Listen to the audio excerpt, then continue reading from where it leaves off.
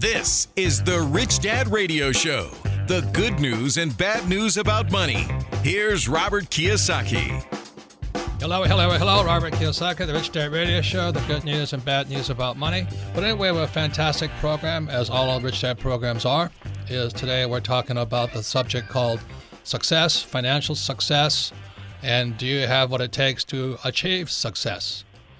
And we have a very special guest. His name is Ryan Holiday. I just got a copy of his latest book coming out. It's called Perennial Seller.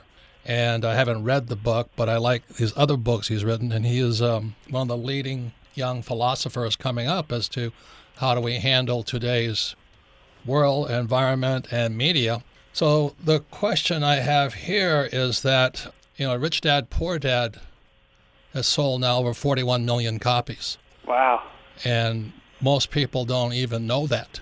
And I have people coming up to me and saying, I flunked out of school twice because I can't write.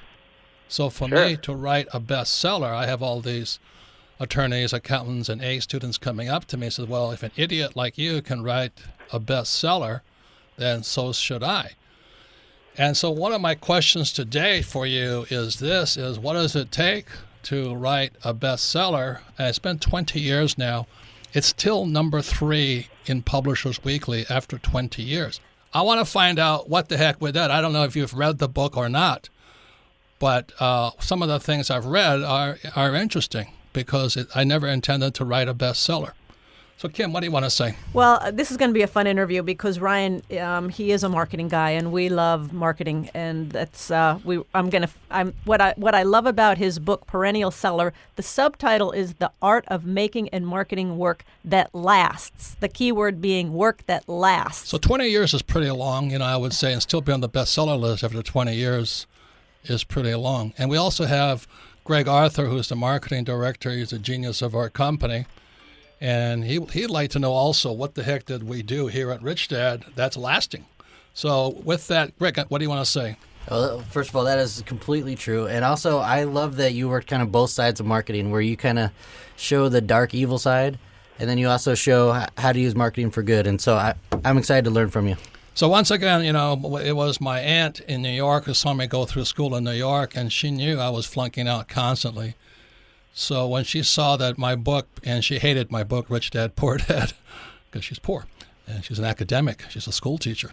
And she says, well, if you can do it, so can I, because you're an idiot. And so I want to know what an idiot did. So welcome to the program, Ryan. Thank you for having me. Before we begin, can you give us your background and how you got into this business? Because you have many, many books. You're considered one of the young philosophers coming up for the new marketing and the new world.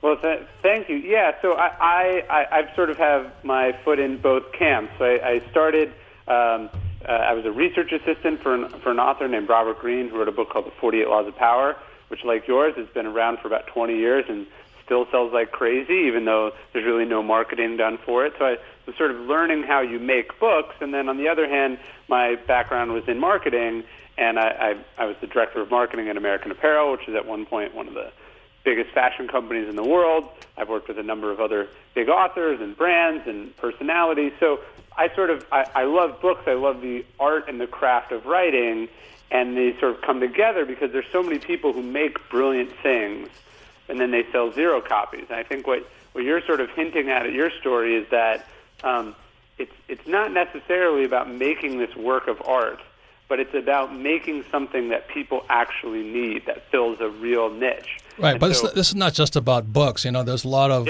as you know, I see, when you look at pro football, everybody wants to be a pro football player, but only a few make it. 60 Minutes ran a thing on the Chicago Cubs. Look at every golfer. When, Kim played in his Pro-Am, there was like 300 losers out there because only one won. That's right. And of those 300 losers, there was like 25,000 losers who never ever made the tournament. And so what is the key to making it? That's really, I think, what people want to know is how does somebody achieve success, especially in today's world? And long-term success. Well, and even in, say, professional football, it's like the average career of an athlete in the NFL is like 2 years. Whereas if you pick something like writing, and again, it's not about being a writer, but about thinking this way, I could write books and you could write books until we're 90. So I think what you're trying, the first step, that even if you're a terrible marketer, the first step is in picking something that people, one, actually need, and two, that's going to be timeless. Jeff Bezos, the founder of Amazon, he's saying, we want to focus on the things that don't change. So if you're chasing these trends all the time, then you're at the mercy of those trends. But people always like cheap stuff. They always like good customer service. They always like it being delivered in a timely way. So if you're focusing on the timeless elements, you're making your job easier. And I think, by writing a book that helps people are like, I want to be rich, I want to be successful. That's a perennial niche that you found, just like the authors of, let's say, What to Expect When You're Expecting made a really great decision, because people get pregnant every day and they have no idea what to do about it. But let me ask you this. In your opinion, is 31 million copies worldwide in 50 languages an accomplishment? Of course. So how do you define bestseller then? Well, that's the problem is most people use the New York Times definition of bestseller, which is that it sold the most in a given week based on a number of other complicated criteria that, until you're an author, you don't even understand, are sort of filtering out these books. And I don't know if you know this, Ryan, but the New York Times took me off the list after 7 years because they said they were tired of me being up there. Right. So people don't understand that that's not even the actual list of raw bestsellers. And so I think it's like we all want to make something like yours that lasts for 20 years, yet we measure ourselves in these on the wrong metrics. We like who knows how many copies The Great Gatsby sold in its first week, or who knows? Most people have no idea how many copies your book sold in the first week, or nobody knows 0. how much money Star Wars made in its opening weekend. What matters is that we're still talking about it today. And so you want to focus on the larger picture, not winning these meaningless competitions week to week. So I'm asking this question, by any chance, did you read Rich Dad, Poor Dad? I have, yes. Okay, so let me ask you this. What causes me to win? I think what you wrote, if I was sort of, obviously there's a little bit of revisionist history in some of these things, but I think what you did was you wrote in a very timeless way, first and foremost. You wrote a book that isn't about, here's how to manage your IRA right now, here's how you should, here's some stocks to pick. You wrote about the philosophy of the entire thing. So in and of itself, it's timeless in the way that a Think and Grow Rich is timeless. And then I think you wrote about it in a way, and this probably goes to what you were saying about your aptitude for writing. You wrote about it in a way that almost reminds me of how my grandfather might speak. It's very common sense wisdom as opposed to really complicated economics. And so I think part of what you did was you nailed an underserved niche in the market, and that is one of the first marks of a perennial seller. Once again, it's Robert Kiyosaki, the Rich Dad Radio Show. Our guest today is Ryan Holiday. He is considered the genius today, especially today in overcrowded media. And I want to find out what the heck, because he says if you sell 40,000 copies, that's really a success. But to sell 41 million copies, that's beyond success and all these things. I want to find out what I did because, as I said earlier, I flunked out of school twice because I can't write, and I still can't write. I still have to have an editor, spell check for me and do the grammar and all this stuff. And I never set out to write a bestseller. When Kim and I published a book 20 years ago in 1997, we printed 1,000 copies, never thinking we'd sell any of them, right, Kim? That's right. And and you talk about that, Ryan, in your book, that people, when you set out, when we wrote Rich Dad, Poor Dad, we had no idea it would be the huge success that it's become. It was 20 years in the works, really. But you say that in the book, nobody sets... 20 years works before we wrote it, yes. Right. And you say in your book that, nobody sets out to... Nobody can tell if there's going to be a bestseller or not. You just don't know. But let me ask you this, because, Ryan, you're the author of Perennial Seller, The Art of Making and Marketing Work That Lasts. You're also the author of Trust Me, I'm Lying, which was very controversial. The Obstacle is the Way, and Ego is the Enemy. I don't need that book because my ego No, you don't need the ego book. Here. Yeah, right. My ego got worse. So, Ryan, you say that an essential part of making perennial lasting work is making sure that you're pursuing the best of your ideas and that they are ideas that only you can have. What do you mean by that, only ideas that you can have?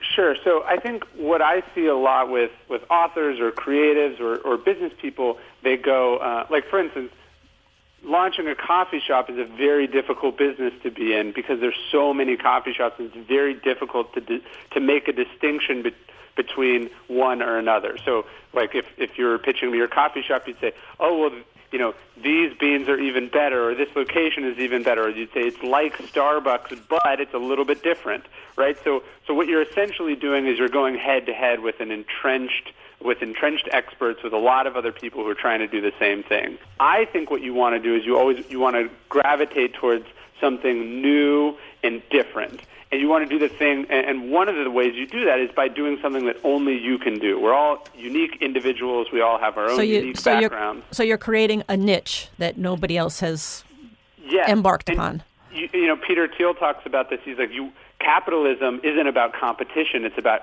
creating a monopoly. You want to create a monopoly around yourself. Where you have the least amount of competition, you have the best margins, you stand out the most. You have the least amount of competitors.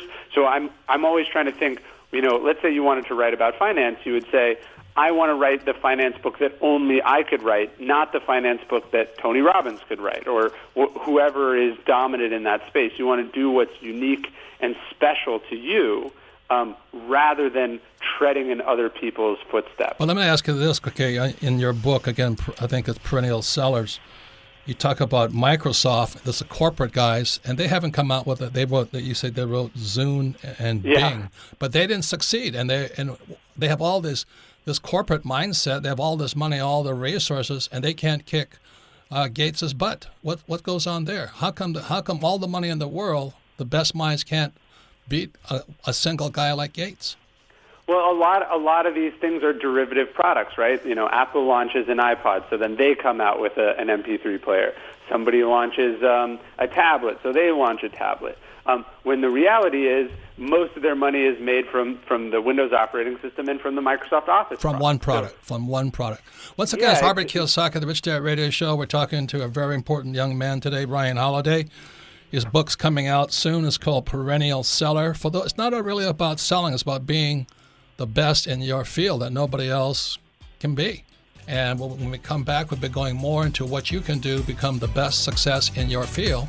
You're listening to the Rich Dad Radio Show with Robert Kiyosaki. Thanks for tuning in to the Rich Dad Radio Show. If you like what you're hearing, go to iTunes or Android, subscribe to the show, and leave a rating and review to help other financially minded people like you find the Rich Dad Radio Show. Thanks for tuning in, and keep on learning. Every business owner and real estate investor needs asset protection. Entities like LLCs, S or C Corps are vital to protect yourself and your business. Let Corporate Direct guide you through the process of forming a corporation or LLC. Corporate Direct is owned by Rich Dad advisor Garrett Sutton and is Robert Kiyosaki's choice for corporate formation. Mention Rich Dad and receive $100 off a formation. Call 800-600-1760. That's 800-600-1760. Or visit online at corporatedirect.com. That's corporatedirect.com. Log on to richdadradio.com while you listen. Now back to Robert Kiyosaki. Welcome back, Robert Kiyosaki, the Rich Dad Radio Show. Our radio program today is our special guest is Ryan Holiday. He has fantastic books, easy to read, very insightful, and they're especially written for any of you out there who want to be more successful, even more successful. Yet he's very astute in programming, having us think about ego as the enemy. Because what happens is when you have too much success, a lot of times the ego takes over. So I started with Perennial Bestseller, but Ego is the Enemy is my favorite book right now. So you can listen to the Rich Dad Radio program anytime, anywhere on iTunes or Android. And all of our programs are archived at Rich Dad Radio. We archive them so you can listen to them again, because repetition is how we learn. Greg, you're kind of our marketing. You're our marketing guy, but we're using more social media than anything else. So what are the things we're doing? So Greg is our marketing expert here at Rich Dad, the Rich Dad Company. Greg Absolutely Arthur. Fantastic. So this is what we do. We basically listen to every word that you say, you and Kim, every word that you write, and then we give it back to the community. We have a huge email list, and we cultivate that by giving them little pieces of you, and basically we say, if you want to get more of Robert and Kim, you need to give us your email address so that we can keep sending you their messages. So a big part of it is getting these databases bigger and bigger, getting our Facebook, more and more people watching and listening, and that's kind of the whole goal. Exactly. Our whole goal is to grow our list no matter what form, Facebook, Twitter, email, and we do that by giving them more Robert and Kim. So what do you think? What do you think about that, Ryan? Because that's the general vernacular and strategies of today, which I don't participate in. Yeah, absolutely. Look, I think if you don't have direct access to your customers, if you're not cultivating a relationship and an ability to communicate with each other, you're really shooting yourself in the foot. I worked with an author a few years ago. Early in the early 2000s, he wrote a book and it sold 1 million copies. And then 5 or 6 years later, it came out with the next book. And it was as if he'd never sold 1 million copies because he was starting from scratch. He didn't have 1 million email addresses. He'd sold those books through bookstores. And now, Borders, one of those bookstores, doesn't even exist anymore. Most of the orders now come from Amazon. So this is what we call amnesia marketing. If you don't own a relationship with your customers, if you're not cultivating, them on social media, on your email list, etc., you're going to have to start over multiple times. And what happens if, for whatever reason, there's some controversy and now the media won't have you on? You're not going to have access to the public. So it's essential for any creator or entrepreneur or business person to be developing a list that they own, and ideally that list is as big as possible, because that's the health of your business, is how many people could you interact with tomorrow if you needed to. And let me ask you this, Ryan. So you say to build a relationship, and we can Twitter and Facebook and email. What's the key to developing the relationship instead of just getting their names and addresses and phone numbers? I think it's the delivering of value and trust and authenticity. You look at people don't maybe think of politicians in the same way that we do a creator and entrepreneur, but you take someone like Winston Churchill. He's pushed out of power in the early 1930s, and you'd think that would have been the end of his career. It's not. He seizes on radio as being a way to communicate with the world. He develops this platform where he's giving these broadcasts, and he's trying to warn people about the rising threat of Germany, about rearmament and all these things. And so he's out of political power, but because he has this relationship with the public, including many, many people in America, he's actually more popular in America than he is in Britain. He's able to stay relevant. He's able to have influence over policy. And then finally, when the world comes to its senses and goes, oh, wait, we totally missed the boat, Churchill is right there, and he's able to jump back in and obviously, you could argue, save humanity. And so I want people to think about, if tomorrow, if you were blacklisted on all traditional media, if your store was closed down, would you have the ability to would you have a network of people who trust and love you, who you've been delivering value to day in and day out, who would be able to back you up when you needed them? So, Greg, do we have that in this company? We do have that, yep. How's it working? It actually works really well. One of the things we did... They never ask me for anything, so I'm just kind of in the dark all the time. We just listen to you, and then... It's like Trump. He has more people against him now than ever before. And his popularity is the lowest ever, but he's actually more popular. Something's going on. Yeah, so that's what I want to find out about, because if I run it as a popularity contest, I'd never get there. And speaking to Trump, Trump uses all these vehicles. Is that helping him, hurting them? What's your take on that?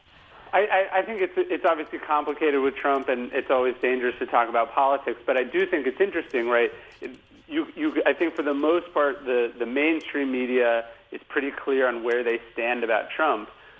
But that doesn't matter to Trump because he's interacting directly with his audience on Twitter. He's never in a situation so far where Trump has something that he wants to communicate to the public that he's having trouble getting that message out. Well, how dangerous is that for Trump? Because he seems to be the Teflon king.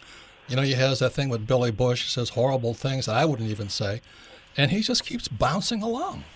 And that's because his audience has a relationship with him where they don't care about those things. So love him or hate him, he has built an environment where he doesn't need gatekeepers to say, sorry, we're kicking, gatekeepers can't say to him, sorry, you're out, right? Because he can go on Twitter and reach 10 or 20 million people. And that's very important. And that's probably one of the more brilliant things he's done because, Ryan, you talk about being authentic and being true to yourself. And people know that Trump is up there at 3 or 4 in the morning, and this is really from him, and he's really tweeting this to you personally. Absolutely. Like, personally, I find that alarming. That's not what I want a president to be doing. But, if you like that, he's straightforward with you. And so there are people who appreciate all the things that other people dislike about Trump. You have to realize that there's millions of people who like him for precisely that reason. And that's why you want to have your list. You don't want to be dependent on people who don't like you to communicate with the people who do like you. So I'm kind of censored in my own company. I can't say certain things and all this because I always piss people off. Should I continue or should I turn into a nice guy, which I'm really not? I think it always depends on the brand that you're trying to build. I think obviously Trump, for instance, has built this sort of combative, crazy, bulletproof, image, and maybe that's working, maybe it's not. Because a lot of the clients that I've worked with have been very controversial. A lot of people are like, I want to do that, and I'm not sure you want your yoga studio to be pissing people off. Ideally, you want your reputation to be based on the quality of your work and the impact that it's having on people, and be as straightforward as you can about it. But sometimes, to break through the noise, we do have to say the things that other people are unwilling to say, and that unvarnished truth can be refreshing and provocative. I think one of the areas, Robert, you get frustrated is when we do communicate your messages out to the community, we do it in the same voice that is in Rich Dad Poor Dad.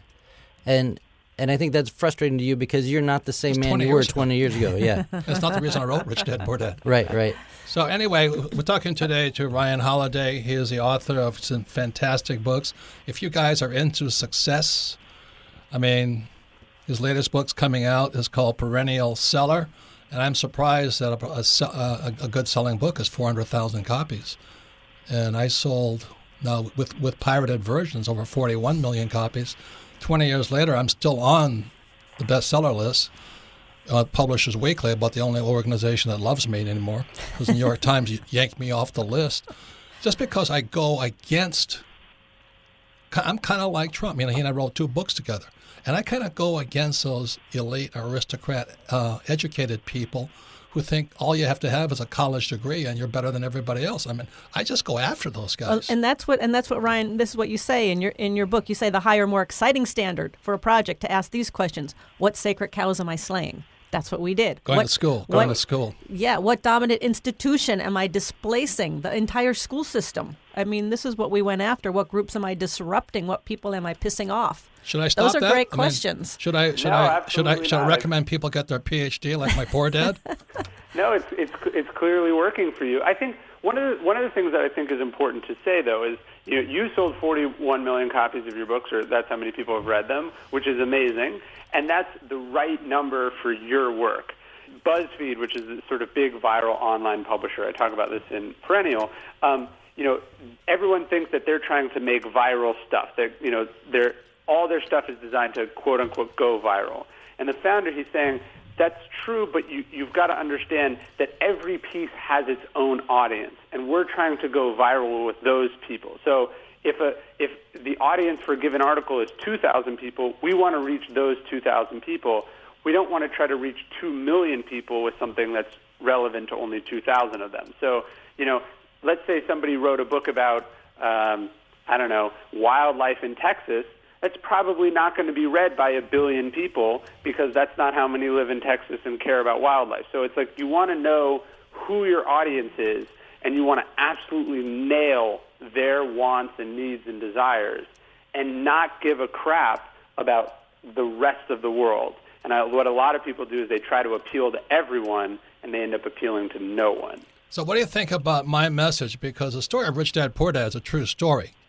And my old man was a PhD, and PhD stands for poor, helpless, and desperate. And every time I say that, I get censored. Don't you dare say that.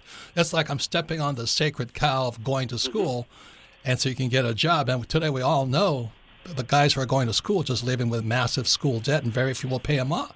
So what do you recommend?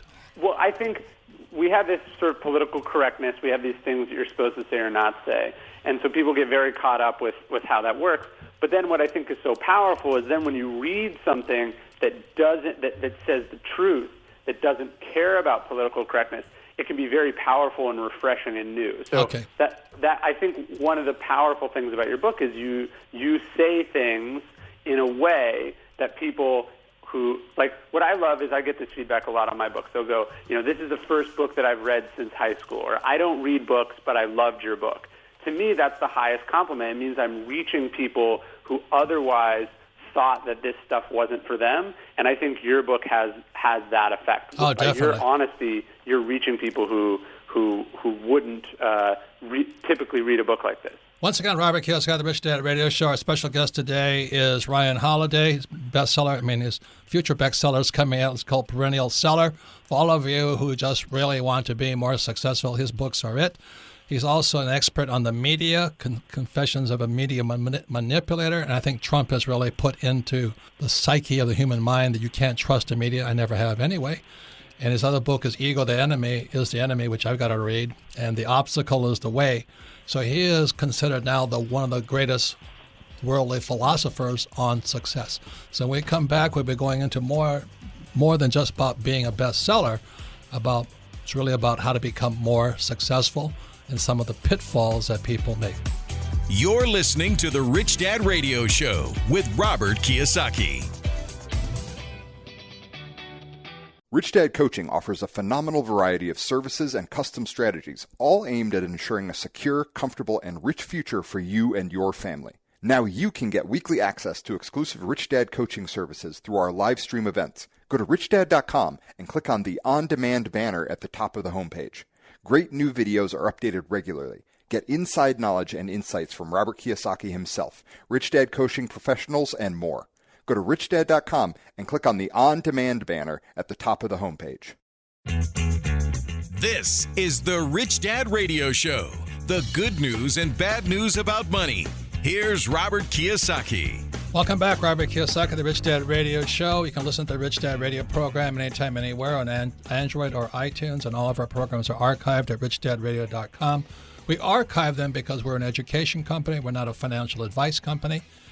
And we recommend you listen to this program again and again and again, because repetition is how we learn. It's like you can't learn to play golf with just one swing of the club. Also, get together with your friends and family and business partners, because today's subject is a very important subject. It's about success. And I suspect anybody listening to this program wants more success. Otherwise, they wouldn't be listening.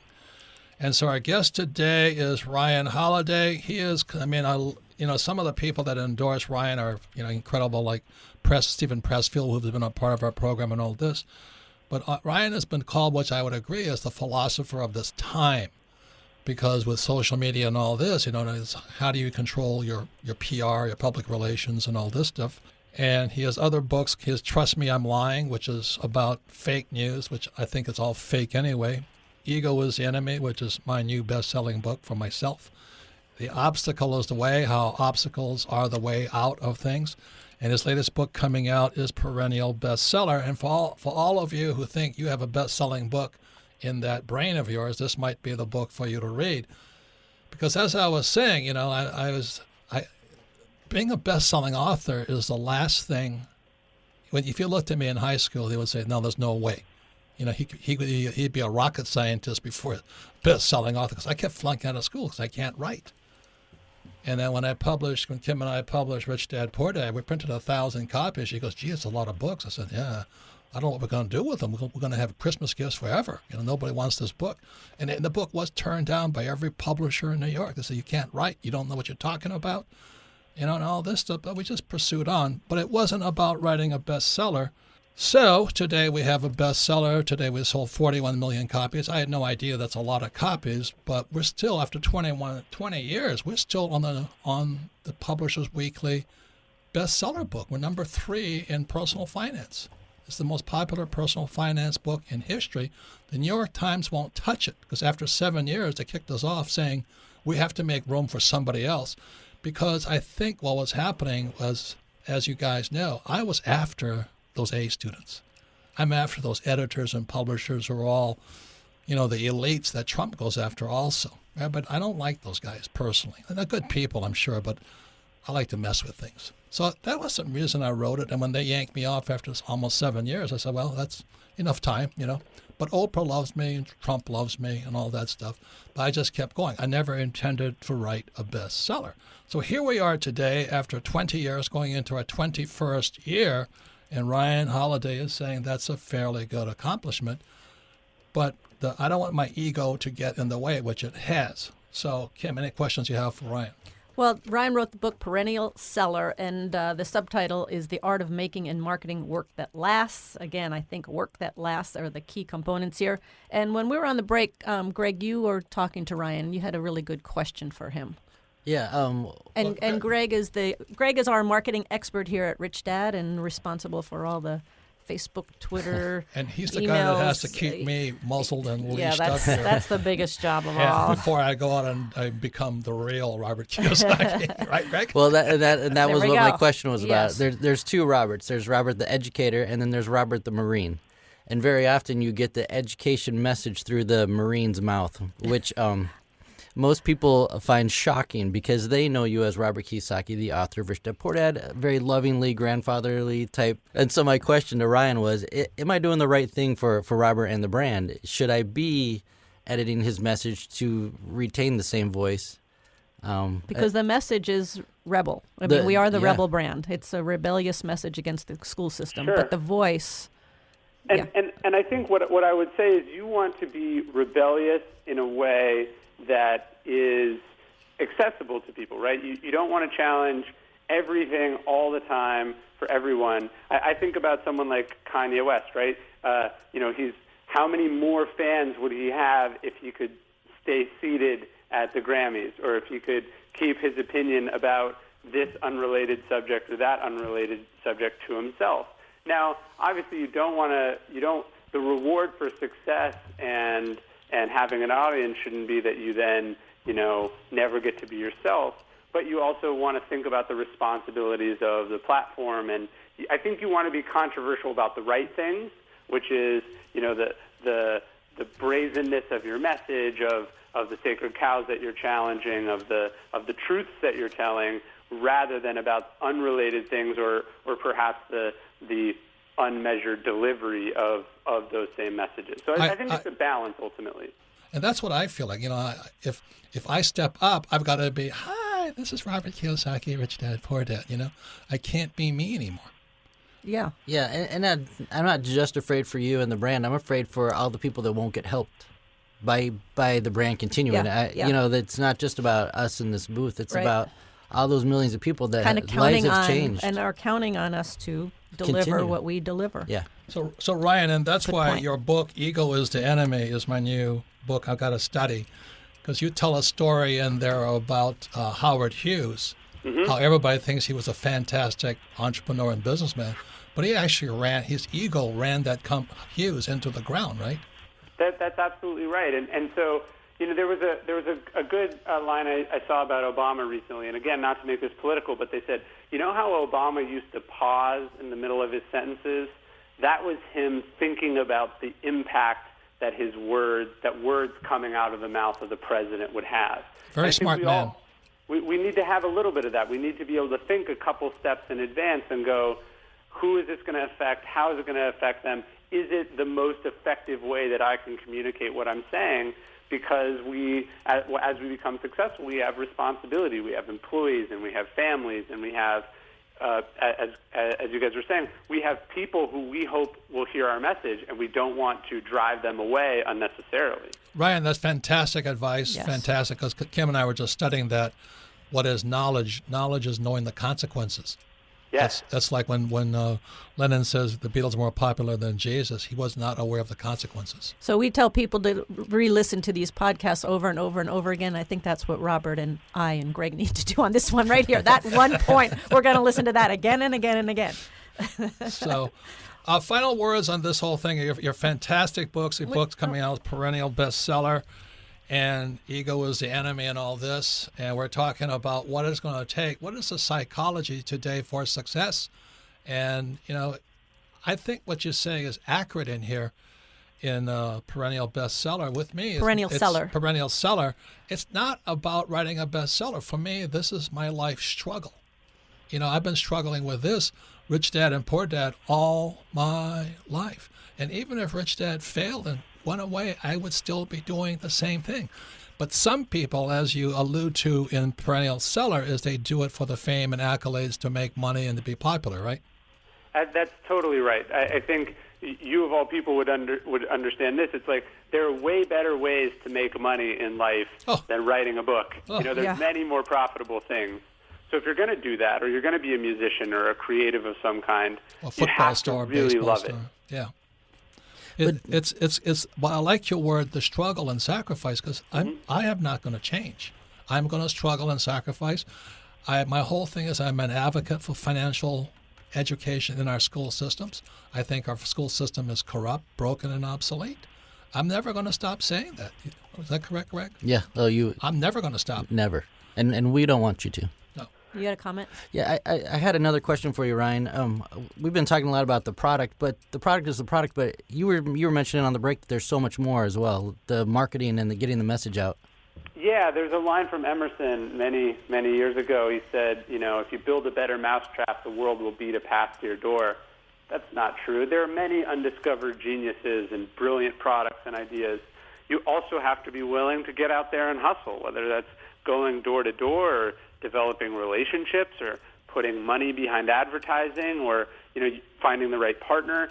You have to be the CEO not just of the idea, but also the hard work of building an audience person by person. Well, that's what you say in Perennial Seller, is it's struggle and great sacrifice. And I think there's a lot of people who don't want the struggle and they don't want to make the sacrifice. Would you say that's true? Yeah, absolutely. And see, that's why I love the parts that I did read of Perennial Seller, is that if Rich Dad was here or not, I'm not going to stop. It is who I am. Right, Tim? Yeah, and Ryan, you actually talk about it here in Perennial Seller, because you talk about, and we get a lot of people who also want to raise money for their companies, and so they're looking to how to raise money. So this is a really good point you make in that respect, too. You said, let's take two cases. One's a person who cares less about what he's making and more about what it can do for him to make money, and another who sits down and says, this is my life's work. This is what I was put on this planet to do. Who would you bet on? So you say every project must begin with the right intent, and I think that's really, really important for our listeners to hear. Yeah, absolutely. If you're in this because you think it's going to be fun and easy and make you a millionaire overnight, you're not going to. When you run smack into that wall 2 months in, you're not going to have what it takes to get back up and throw yourself at it again and again and again until it collapses. Right. So, and well, I'd like to invite you back again, because you have I'm just covering 2 books here, Perennial Seller, which I kind of just hit it out of the park. I mean, after 20 years, you think my book will keep selling there, Ryan? Absolutely. There's even an economic name for it. It's called the Lindy effect. What is they that? Say every year that something exists, it doubles its half-life. So if you've been here for 20 years, you'll be here for at least another 20. And then if you're still there, you'll be there for another 40. All right. So, I like that. I like that a lot, and I wish that the same for you. And in dog years, I'm dead at that point. And then the ego is the enemy, because I want to just say this much, Greg will appreciate too, is that the more successful I got, the worse my ego got. I got more frustrated, angry, and I wasn't happy with my success, was I? No, not at all. No, I got unhappier. Yeah, it frustrated you. Yeah. And I love what you said on the back of Ego is the Enemy, and I recommend to all my egotistical friends, especially entrepreneurs, to read this book. Ego has wrecked the careers of promising young geniuses. It's evaporated great fortunes and run companies into the ground. It's made adversity unbearable and turned struggle into shame. Its name, Ego, and it is the enemy of ambition, of success, of resilience.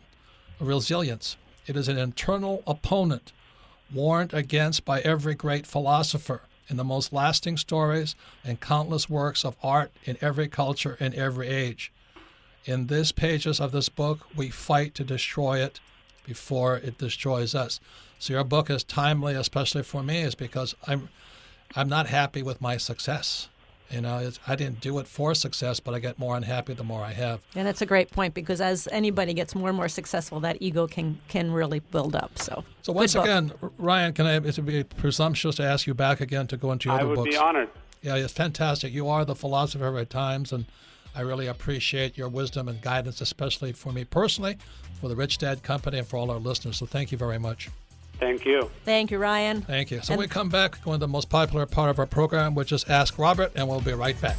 You're listening to the Rich Dad Radio Show with Robert Kiyosaki. Every business owner and real estate investor needs asset protection. Entities like LLCs, S or C Corps are vital to protect yourself and your business. Let Corporate Direct guide you through the process of forming a corporation or LLC. Corporate Direct is owned by Rich Dad advisor Garrett Sutton and is Robert Kiyosaki's choice for corporate formation. Mention Rich Dad and receive $100 off a formation. Call 800-600-1760. That's 800-600-1760. Or visit online at corporatedirect.com. That's corporatedirect.com. The key to achieving your dreams is to develop a rich mindset instead of an excuse mindset.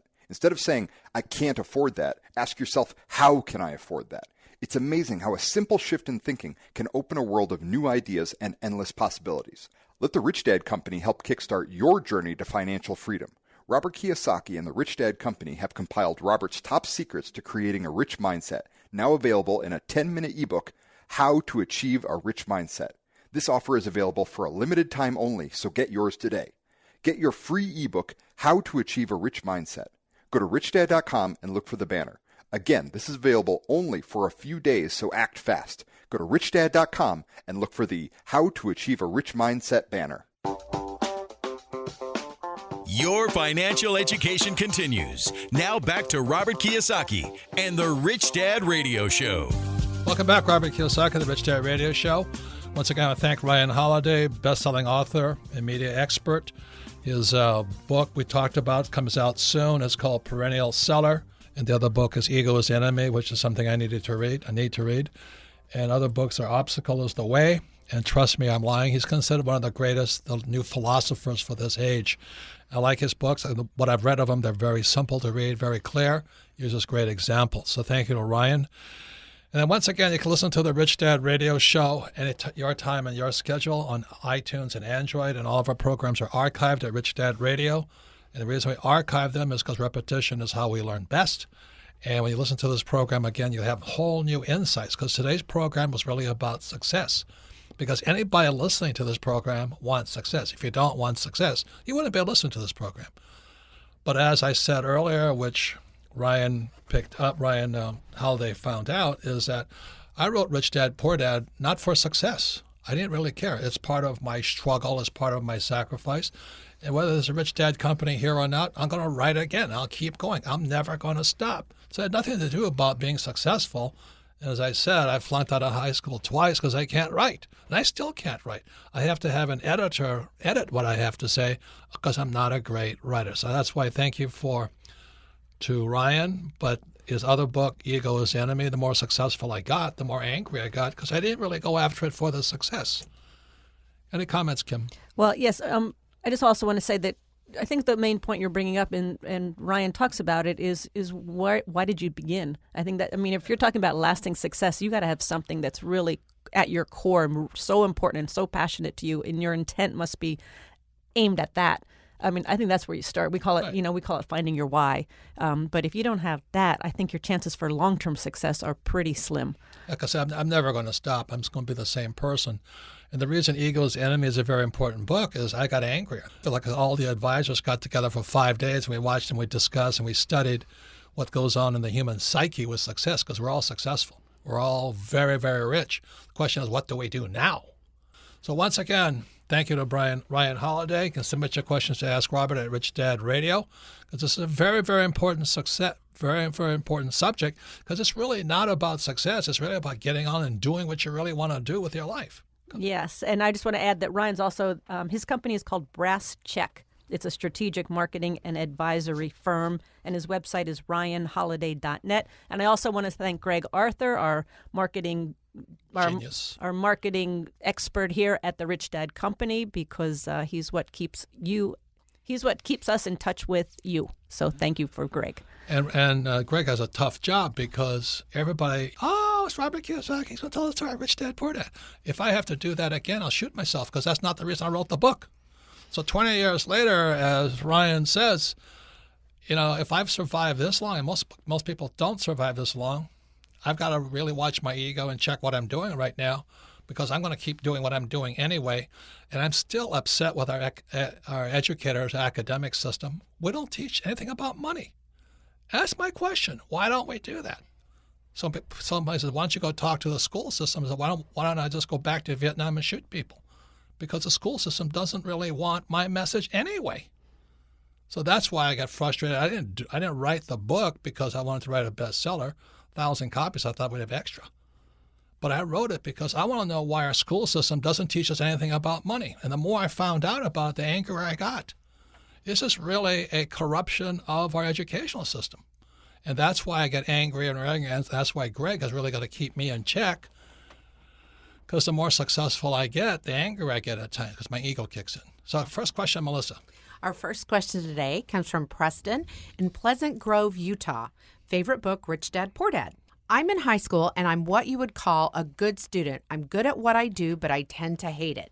I want to become an entrepreneur, but my parents and everyone else expects me to go to college and become an honest, hard worker. I would like some advice on what you think might be the best path for me to take. Well, that's a very legitimate question, and just so I can plug my next book, it's called, you've ever Rich Dad, Poor Dad? That's elementary school. The next book coming out is called Why the Rich Are Getting Richer. And Why the Rich Are Getting Richer, what is real financial education, is kind of the answer to your question. You see, the question goes again, why doesn't our school system teach us about money? There's a very good reason for that, because they want people to be employees. Now, there's nothing wrong with that if you want to be an employee.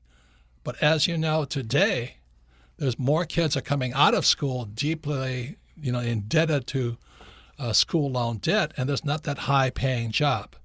So the reason I write and I speak is not that I'm against education, I'm against ignorance.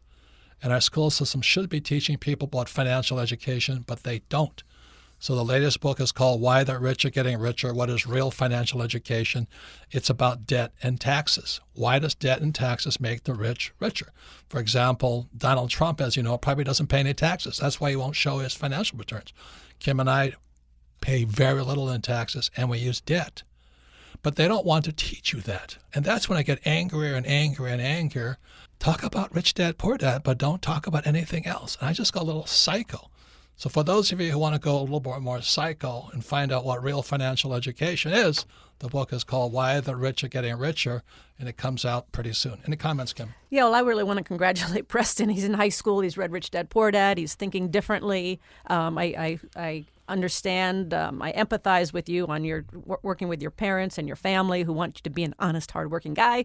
Ryan talked about it. Ryan Holiday talked about it on the show today. And Ryan dropped out of school also at 19. That's what I'm saying. He dropped out of school at 19, and he found a mentor, and his mentor was a writer. He wanted to be a writer, and his mentor was Robert Greene, who wrote a book, and he wanted to learn. So maybe one step for you, Preston, is you might want to go find an entrepreneur in your area and go offer to work for him for free or her for free and learn from that way. So that might be a good starting point for you. And Preston, I wouldn't drop out of school because people think that's what I say. I would just continue on in school, but choose your subjects and your teachers wisely. I would take as many courses on accounting as possible and business law, plus the other stuff they have you teach. But if you learn law, accounting, finance, stuff like that, you'll make good use of your time. You'll get out. You'll have your Bachelor of Science degree, and you'll be time well spent. You'll make your parents happy. You'll be better off for your time, and that's the way to do it. But I went through college. I have a Bachelor of Science degree. Kim has a Bachelor of Science degree. Stands for BS because we learn nothing about money.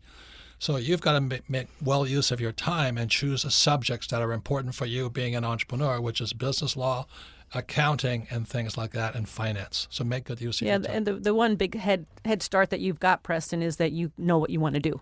That's huge. So you can now guide things according to being an entrepreneur and go from that direction. You need the subjects all entrepreneurs need. And I didn't get accounting. I got business law. I definitely didn't get sales in school. But you have to be an entrepreneur. So and if choose you go, your subjects wisely. And just do what Robert did. He went and worked for his rich dad for free. I mean, start there. That's a great place to start. And Kim and I have always had mentors. Our last mentor was Always. Frank. Yep.